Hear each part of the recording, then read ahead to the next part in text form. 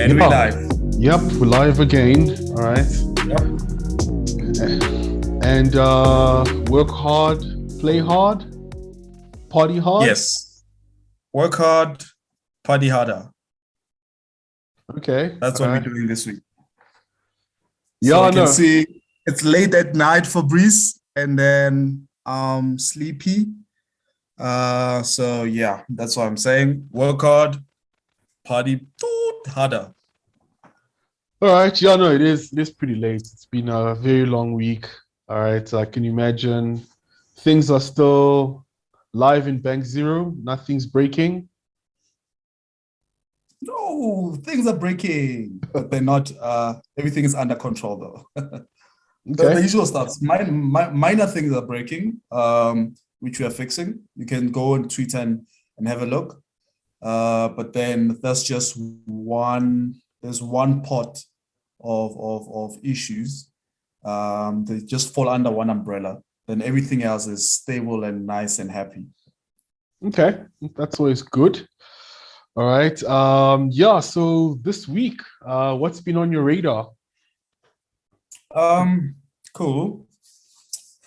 So let me take out my notes and let's have a look. Okay, so this week, what happened for me? What's interesting for me was number one, Cardano. So Cardano went on to become the biggest or the third biggest cryptocurrency in the world via market cap. So that's a good thing, I guess. Obviously, they released their the what there was news that came out that okay, cool, they're going to release their smart contract somewhere September. I think September the 12th, somewhere there. So those are the big news. So there's like, okay, should I buy Cardano? Should I not buy Cardano? Yeah, so I'm still on the fence on that one, but I guess we can talk about it and yeah. So what, should I buy or not? I'd say obviously common sense dictates, given how these things go, you probably need to buy. Come September when they do the launch, there's gonna obviously be a spike. I wouldn't buy and hold though. I would buy because depending on how it goes, like they'll launch their test net, or it's Yeah. probably the going on the main net, aka we will now be able to, just like Ethereum, build smart contracts on Cardano with the promise of higher transactions, lower fees, all the great things they've been promising. If that like succeeds, uh, they'd probably maintain. But if it's like people start noticing things, internal politics like EOS, then yeah, I wouldn't hold Cardano. I would buy it knowing it's going to So peak. so what's the difference between then Cardano and the other smart contract platform that are there and competing with Ethereum? My Why should I viewpoint, buy Cardano I think over like, you know? Cardano is a lot more, their, for lack of a better word, their ecosystem and their business model, I think is a lot more mature. It's not as gimmicky and volatile. And what I mean by that is they took the academic approach. So they've had academics doing PhDs and papers for years. We can yawn about it, but uh, over the long run, I see Cardano lasting. I don't see them collapsing, disappearing, and whatever. I think they'll be around for a long time. And they've actually made So a lot just of, for so they're gonna be there for a long time because they went the academic route versus the non-academic. Because you can look at other software companies or look at other software open source projects which are still there, but they didn't go through the academic route. Obviously, not everything is like if everything, not everything didn't go through the academic route, sure, but there's some aspects of it, obviously the fundamentals, etc., blah, blah, blah, went through. It's like proper theory. So what are you saying there? no, I think the basics of what I'm saying is that the community is a lot more committed to Cardano in Versus terms, Ethereum? well, okay, obviously when you talk, we're not just comparing Cardano and Ethereum, comparing Cardano maybe with EOS and all these things that come and go. All right. I would almost argue that obviously Ethereum is big, they have a very strong community, all that jazz. But I would still put my money on Cardano surviving. They've had guys doing PhDs on their consensus algorithms. So that what that gives me is that there's in the community, there are people committed to getting certain fundamental problems right over the long term. So they're not in a hurry to release, clearly. All right. So, but you're not getting to my point. I think I get your point. I think so. Correct me if I'm wrong, but you are not getting my point. Like are you suggesting that the academic route is better than the, I'll say, non-academic for now, but because they do an extensive research on what they put out, Ethereum and other projects, right?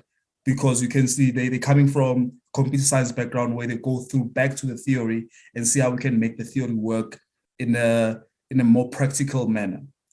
Are you saying now pure academic route trumps a typical open source kind of project? Is that what you're saying?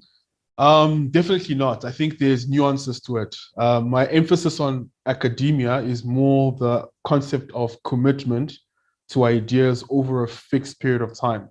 So for example, if you've got a majority of the community actually doing postdocs and let's say writing theses on a subset of Cardano, you know that you've got guys for the next 3-4 years focused on these ideas. Whilst if you have like a normal, like open source, guys come in, commit when they want to, you always have like your core developers, but the community around it is not so stable. I mean, you and I, we can go start committing to Ethereum, and something happens and Cardano pops along and we think it's more exciting. Nothing holds us to stay committed to that community. So we can do a lot of community hopping. Actually, I wonder how much of that is actually a thing. But my point was more that, yeah, it would be interesting to see just how the communities move. For example, all the EOS developers, where are they right now? There's the core guys who've stuck around, but I'm pretty sure like a lot of your contributors on the edges of the community have probably either rejoined Ethereum or gone on to start their own projects. So yeah, my thesis or my intuition is that the commitment levels within the Cardano community is a lot more long-term than the traditional open source because of the academic system that locks you in to focus on ideas for an extended period of time. As opposed to in the open source world, you are very inclined to drop things when it stops being fashionable. Nope. We need to separate two things there. There's research of a particular, like the way we research a particular topic or implementation, and the implementation. So with Cardano, before they do a project, or before they do a part of their project, they'll send that work to the academic world, and then they'll spend more time researching it in that kind of format setting, which is like, the typical way of doing things academically, right? Which on the Ethereum side, they have a similar thing, or the EOS side, or whichever project we're talking about, they have a similar thing, but it's not academic. It's more of, okay, cool, I'm doing it. It's like you doing your own research, for example.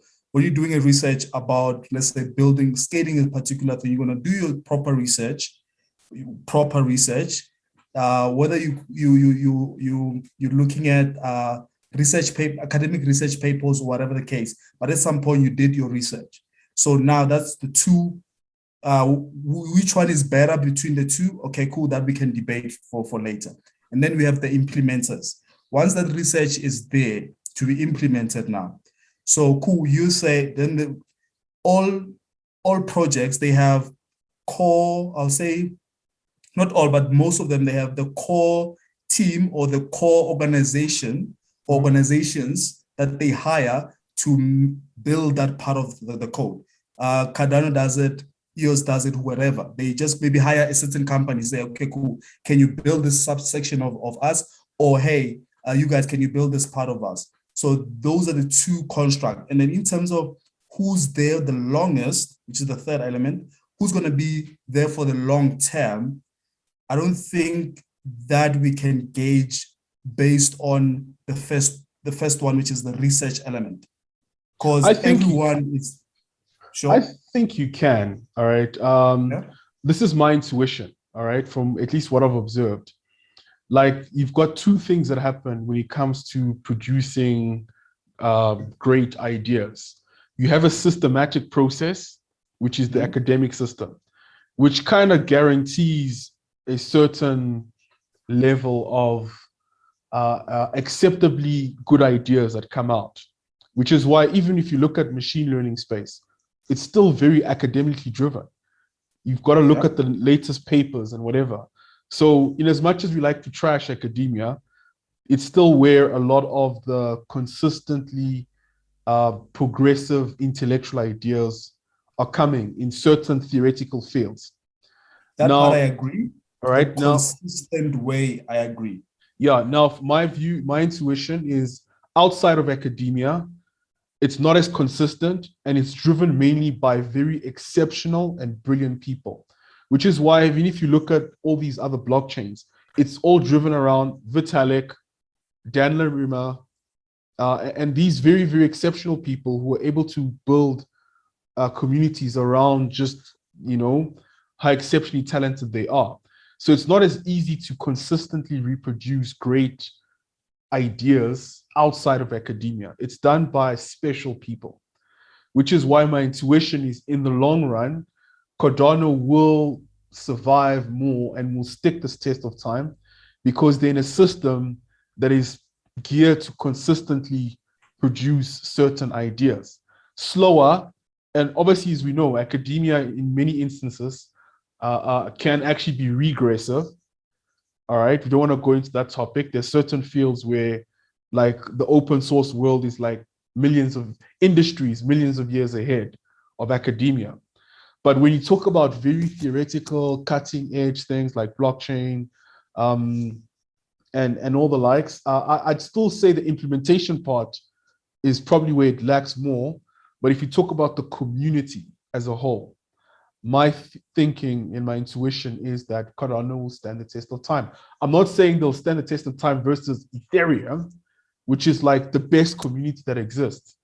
But compared to other projects you've seen just come and go, I don't see Cardano being that guy. Hence, coming back to the top of the discussion, I would hold them. I would probably buy. Their price will peak, and I'd hold. I know that they'll be around in at least the next 3 to 5 years. I can see Cardano still being around, unless Charles has like a Me Too moment, and we find that like he's actually been like molesting kids or some shit. These crazy things. Then that the whole thing's going down. Okay, cool. So that's fine. So for me, my major reason why I can buy or I should buy or I might buy is because of the target market. They're targeting the growing economies, your Africas, your Asias and stuff. While Ethereum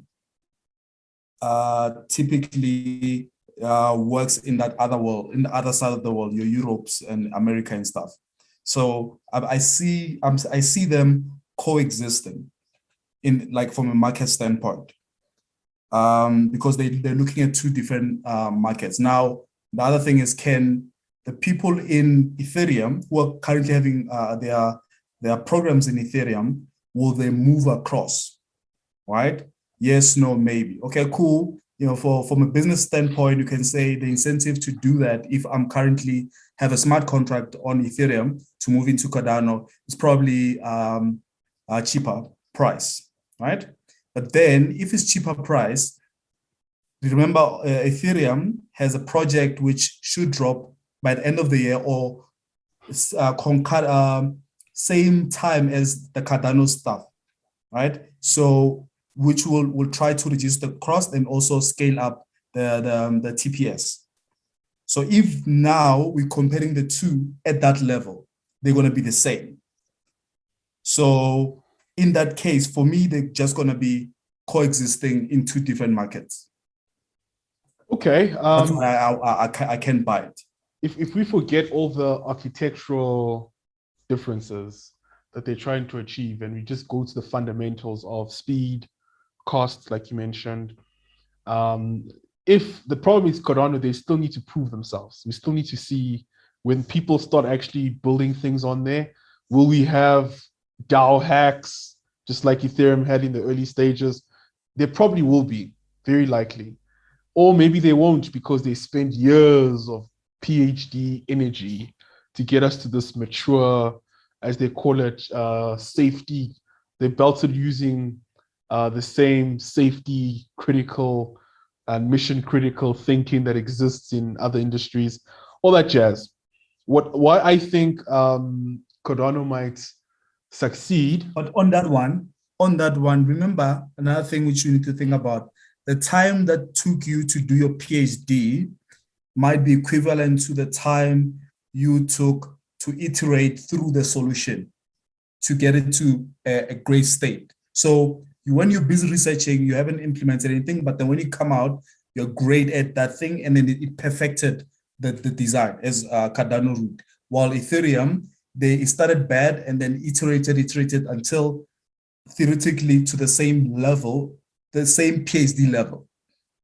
Well, okay, in general, that might make sense. There's an assumption there that iterating always leads to better solutions. That's true, but like for very cutting edge things like blockchain, it's not always true. Then there's just a difference in approach. The one is Ethereum is clearly taking a certain approach, and Cardano is clearly taking this safety, even the obsession, what they call the whole functional programming approach.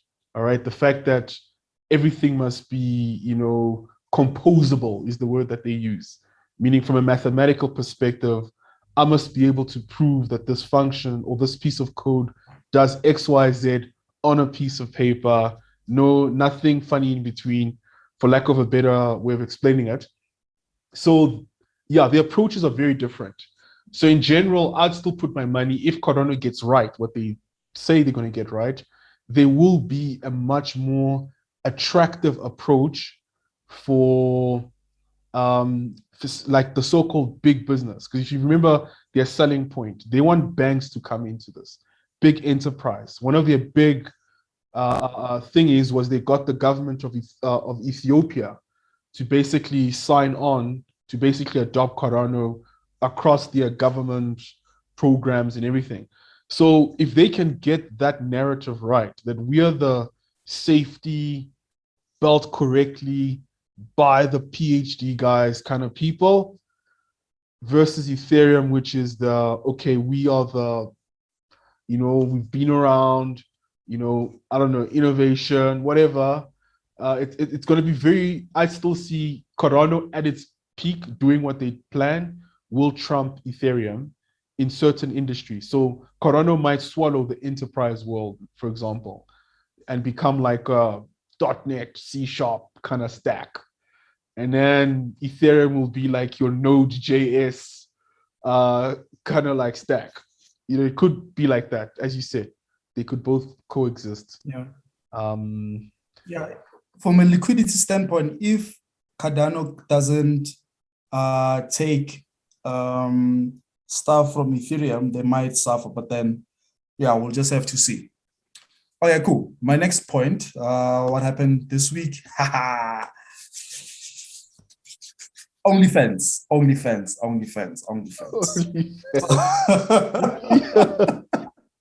Yeah. So So you saw what happened, right? Okay, obviously they released that, okay, I think October-ish, they're going to now start banning porn. I'm like, okay, but then porn got you this money that you've got, but now you're trying to ban porn. Okay, let's And be then clear. now, They weren't yeah, banning explicit yeah, meaning content. basically people could still be naked, but you couldn't have sex on OnlyFans. Yeah. All right. No, but then no. We don't know that. Explicit, it didn't define it to the T. It goes into obviously people can report and those kind of stuff. But then explicit, they have to determine what explicit means for them. Okay. As a boob is a boob explicit? Yes, no, maybe. You know? Okay. No, because a lot of the Because I don't think, takes. yeah, I'm not on OnlyFans, but then is there porn there? Like explicit porn? Well, I'm not sure. Hey, all the sex workers who couldn't work during COVID and finally found this new space are clearly not showing their bodies on OnlyFans and are clearly not doing any porn. But I mean, like, there's definitely a lot of porn and stuff like that there. But okay, cool. So yeah, so they did the whole banning, and then they retracted. Yeah. Right. They basically decided to. In fact, what were their words? Do you have the actual statement by the CEO? I have it somewhere. I can take it out. You can show it on there. You can share your screen and show it. I've shared it with you. Just go to the chat and have a look quickly. Okay, and cool. You can share. I'm not sure if I want to pull all of our chats. No, just share. Just open the. Yeah, open. I'll need to clip it. Yeah, so thank you to everyone for making your voices heard. We have secured assurances necessary to support our diverse creator community and have suspended the planned October 1 policy change. OnlyFans stands for inclusion and will continue to provide a home for all creators. You know, when you hear companies use words like inclusion and you kind of like, okay, all right, the PR machine is really like spinning hard. But let's talk about why they did it. I don't know. What's your view of why they initially were banning it? So what's out there, articles and stuff, what's out there is obviously they were trying to get investment. They were trying to get more money. And then they spend a lot of time trying to get money. But then they couldn't because obviously the investors were saying, no, we're not a fan of your the content or the product. So they're like, cool, let's try to cut down on explicit. We'll just have like go back to our original way of doing things, which is just celebrities showing what they have and those kind of stuff, blah, blah. And then it seems like that failed, maybe because they realized actually there was I think, what was that company? It's a Twitch. No, it's not Twitch. There was a company that did some similar thing. There was more porn there than anything else. Tumblr. And then Tumblr, yes. And they removed porn, then they died. So maybe they're like, oh, shucks, we don't want to go that route. But then they've also, OnlyFans also had validation that they had, I think their top person basically wasn't doing porn and was able to raise and make a lot of money. So they also had glimpses of a no porn reality where this thing is successful. My intuition is also that a big issue with why I think the investment is also not flowing is because not many people realize that the relationship between the sex industry and the financial industry is like oil and water. So there's a lot of financial regulations that basically limit the ability of sex workers to basically be able to transact. And I think obviously one can see it as like a form of like hate and, you know, pieism or whatever. No. But explain that. Explain. What do you mean the payment infrastructure, the payment gateways and stuff don't allow or don't want people paying with their money for porn. They do that for Pornhub, and Pornhub is like, it's like they have a lot of money. Are you aware that, as far as I know, you can't use MasterCard and Visa on Pornhub? You can. You can't. You can, Fabrice. I could be wrong, unless you've tried it. Are you? No, I'm Googling. No, as far as I know, you can't. And there's a reason why. The key issue has to do with the issue, obviously, of things like child porn, regulation, checking age, whatever.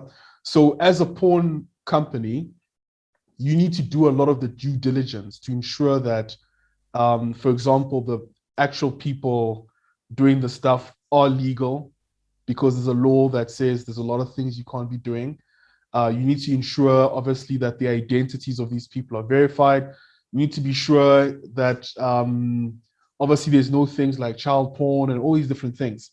So from a regulatory perspective, financially, let's say, which is why the porn industry gravitated around your studios. So the studios would do all the due diligence to ensure that all the actors, let's say in the porn movies, were actually verified, IDs were verified, meaning this guy banging that guy, they're both over 18, and they can prove that and become compliant.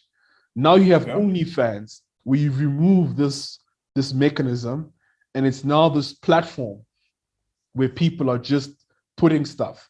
How are you able to regulate these things at scale? How are you certain that that girl who's exposing herself is not 16? All right. And so the banks need to do that due diligence to make sure that all of that is compliant. So obviously, or else they open themselves up to all sorts of like issues. So there's a sense of it where it could be that, yes, the system maybe has a very traditional view, given that these regulations were done in a more conservative kind of like legal system. Mm-hmm. But I still do think that, especially with like pornography and sex work, at least in my view, not enough is said about just how much abuse and nasty things goes on in the industry, and the need for regulation, the need to be sure that these studios are not abusing these actors, and that even when OnlyFans scales, you don't find nefarious things emerging. All right.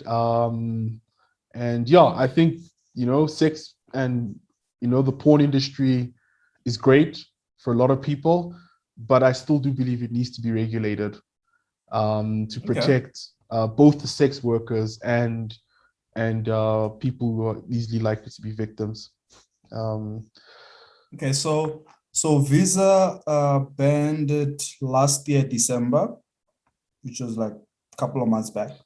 It was operating, so which is fine. Okay, so then do you think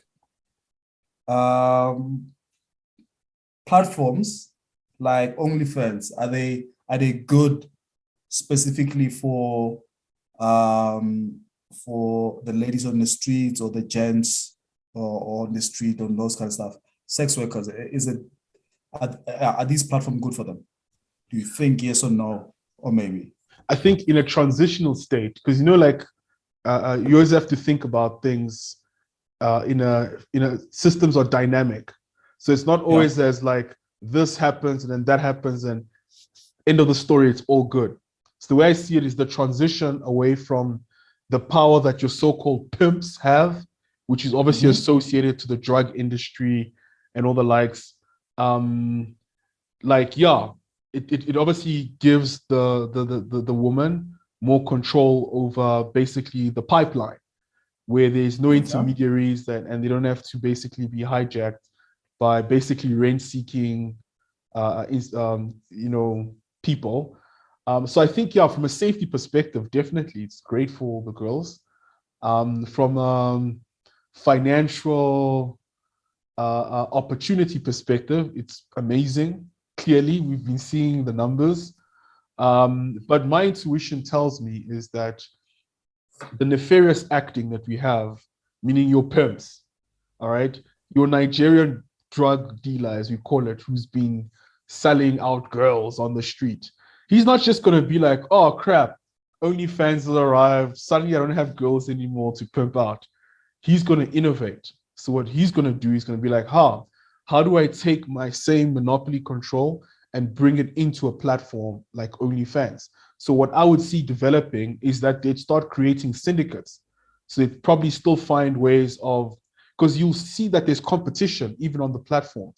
And so there'll be ways that, the days where you as a girl could just rock up and just, be naked and get a lot of dough is gone. It gets competitive. And that's another thing you start to see, especially in porn, because of the competition and the way the porn psychology works. There's the law of diminishing returns, meaning you have to have something more hardcore than what you had before to get you to the same level of excitement and satisfaction. So what that means is these girls keep having to double down on more crazy and nasty shit. All right. So from my perspective, obviously it's subjective. You have bad things starting to pop up on the platform.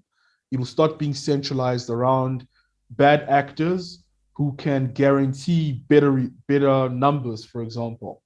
All right, you on your own might not be able to compete with, and they might have some infrastructure, or I don't know. I just see it evolving and becoming problematic too, in some sense. But overall, I think it's a good thing. All right. So it's a good thing, and then we just need to have Pornhub turning into this kind of stuff, or Pornhub, they have their market, it's on lock, or should they also maybe have a side project like an OnlyFans? Yeah, I think Pornhub, their business model was, because the way I understand the porn industry is it's like the movie industry. You've got your studios who do the production, and then you've got your distribution. And so what I understand is Pornhub was more of a marketing distribution pipeline for the studios. All right.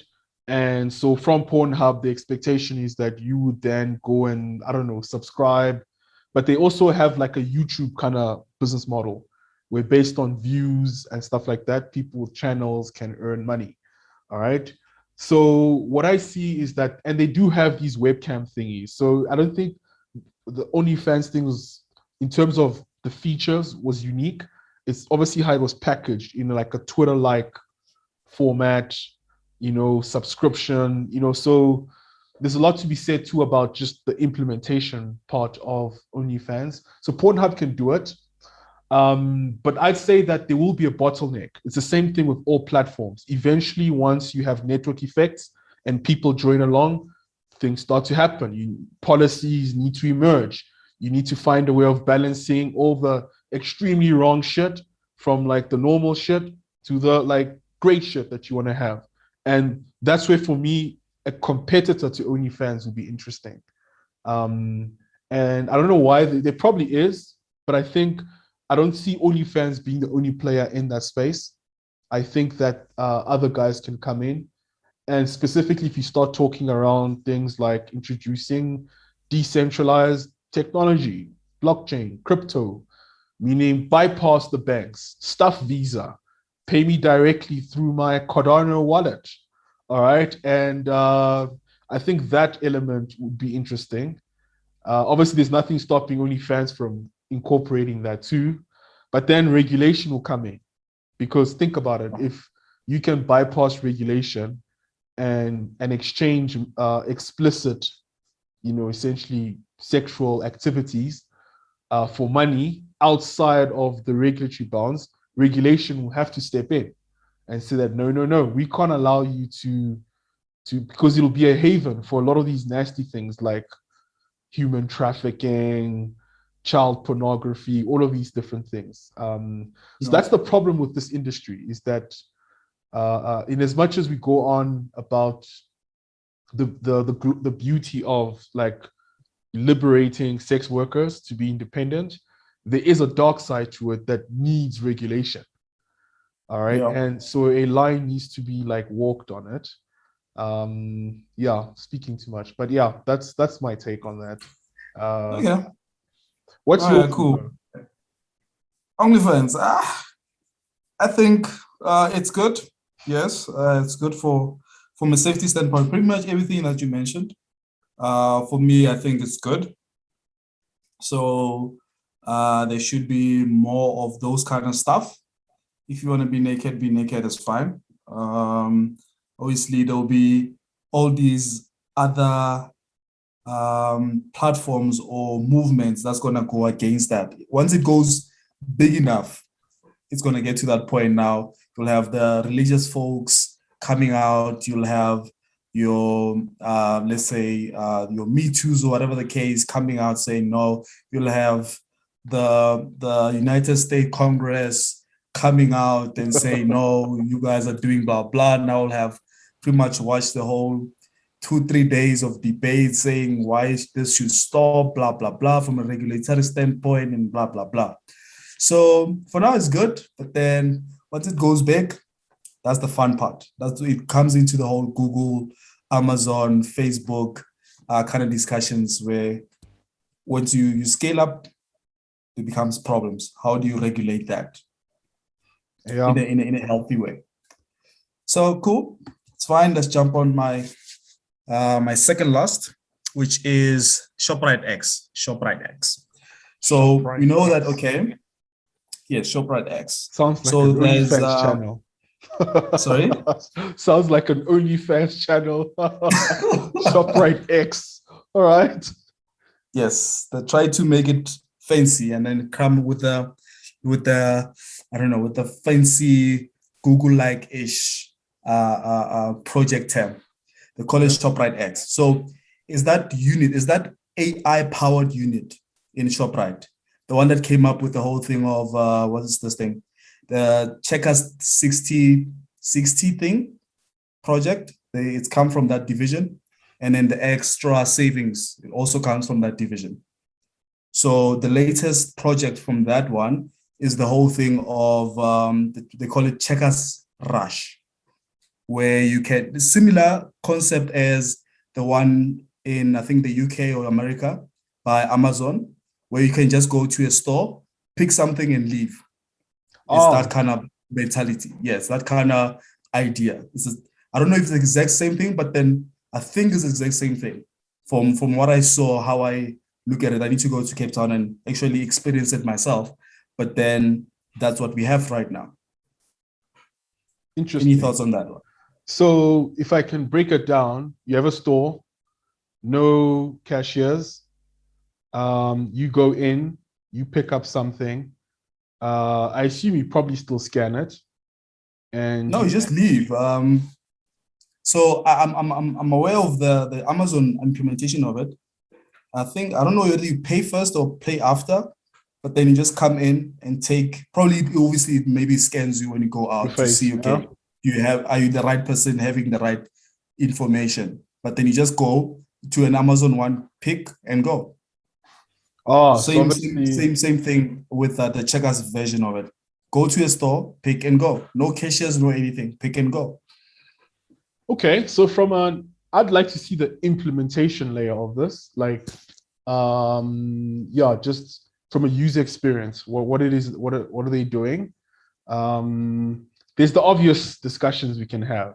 This is South Africa, man. What is it? Unemployment at like 34%. All right. Now, obviously, there's different markets. So this is probably maybe not going to be for the everyday, like, it's not going to be spread across. I don't see Checkers revamping all their stores to use this Checkers X, for example. So that question, is maybe not as, but it's definitely going to be there. The question of automating jobs away. So I generally jobs away. Story for another day. The unions will be there and all that stuff. Okay, but from a tech perspective, it's interesting.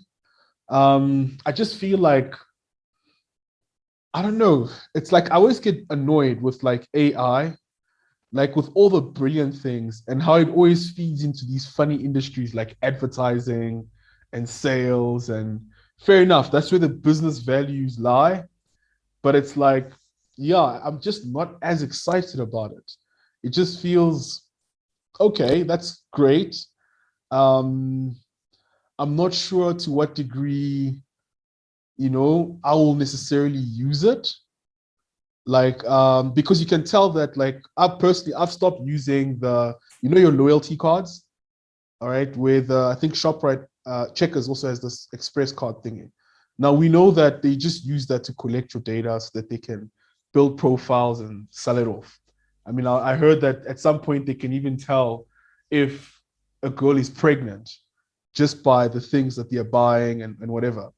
So obviously that's gonna That be one is not, that one is not only on the cards. It's what they pretty much is just gathering data based on what you normally buy. So yeah. if we can see, okay, you typically buy these kind of things, we can, the model, your machine model can say, actually, this person is buying a lot of things that are related to someone who's, let's say, 3 months pregnant. Then there's a hint that this person might be pregnant. So let's advertise a lot of pregnancy things around them. We know definitely they're gonna buy. Ding, ding, ding, ding, data. Yeah, no, of course, that's great for them. Except for me, like I don't want to like, obviously we in that space now where we're having that discussion of the trade-off between you offering me products that you think I need versus me just maintaining my privacy and having the rights to decide, okay, when I want to buy this, I'll go buy it, not because you've put a gazillion things on my Facebook timeline. So that's kind of like something so what I'm getting to here is with this AI thing, I see that on steroids because the amount of data they need to collect about people. Obviously, there'll need to be a lot of deep integration between your identity, your face, your visuals, features that recognize you, and the systems that they're using to allow you to just walk out. So it's great from a like for starters, I'd probably go deeper and look. It's definitely not like Checkers building this. They've probably got some consulting player that's some partner that's like actually building out the tech. Okay. And yeah, so that would probably be interesting to see. What I'd like about this is if products like this succeed, it opens the door for more, obviously, AI-like products to become more mainstream, which means Yeah. the market broadens for other use cases, other startups can come into the space and outcompete Checkers X or provide deeper fintech integrations, fintech meets AI. I'm sure we'll see a whole lot of new buzzwords coming out in those spaces. But those are Yeah. my thoughts. Yeah. So whether do I see this working or not, I see it working in SA because if you look at, for example, if you go to suburbs, right? Especially obviously because I lived in Cape Town for a very long time. I was in a space where I just go to a store, take something, go to the till, pay and leave without being searched or being checked or no those things. The thing that those magnetic stuff to do a beep beep beep beep thing. So for me it was normal. And then you get to Johannesburg, and then every time you take something, when you leave, they stop you. They have to check your receipts and check and check. So from that first part of thinking, you can see that the way they think there, or the mentality there, is very close to the cashierless kind of model, because you don't need security. You just take your stuff, they assume you paid, and you just leave. We just now need to fix the part of how do you pay, etc., and is it you, blah blah. Obviously, Actually, just Bonks, this for me is sure. where the big thing will come in. It's because when it comes to finance, trust is key. So there's a new psychology of trust that is also embedded in this change, which I think will be problematic.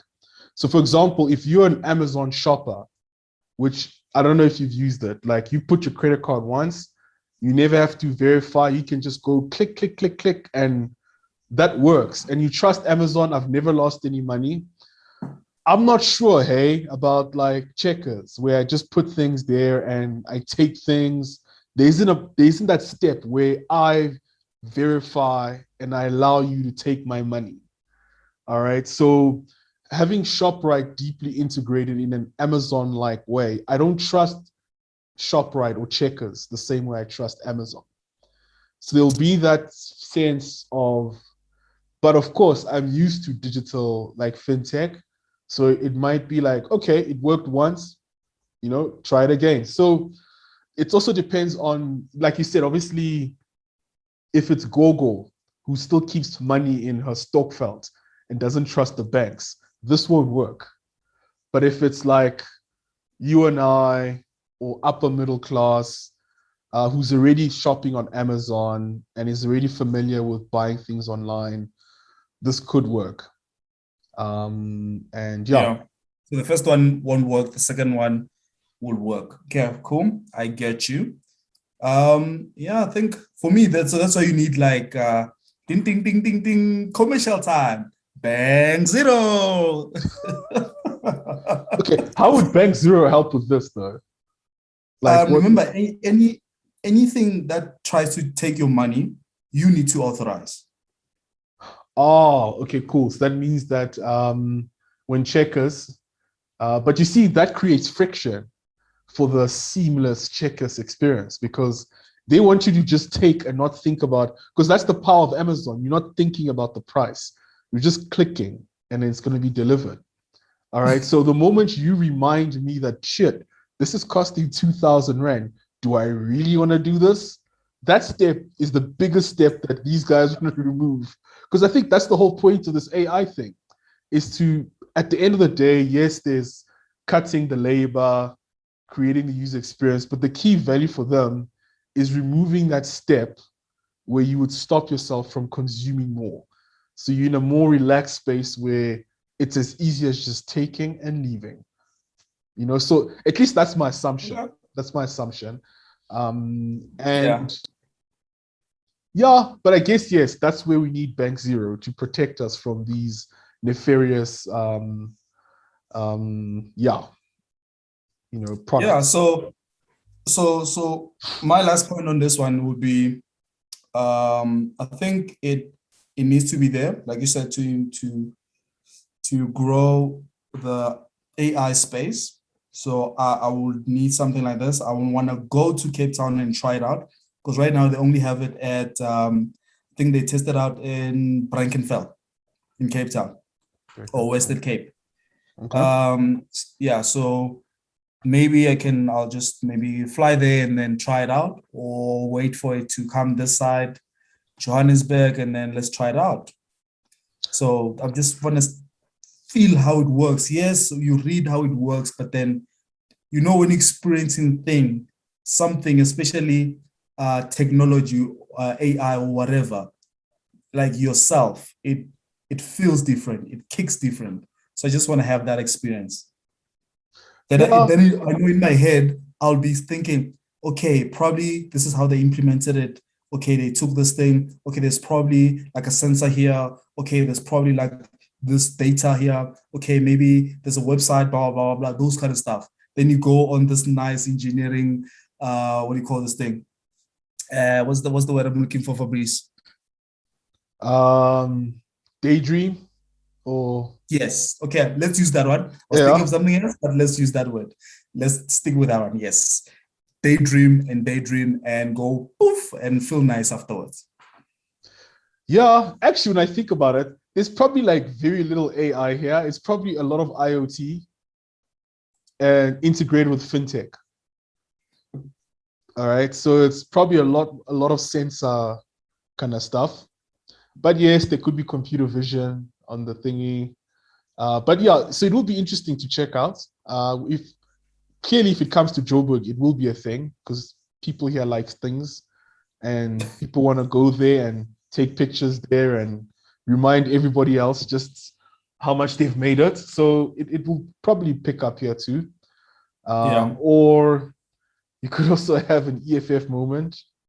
You know, this is a threat on the black child and the jobs, and so it all depends. Now, obviously, already there's some union somewhere fighting it.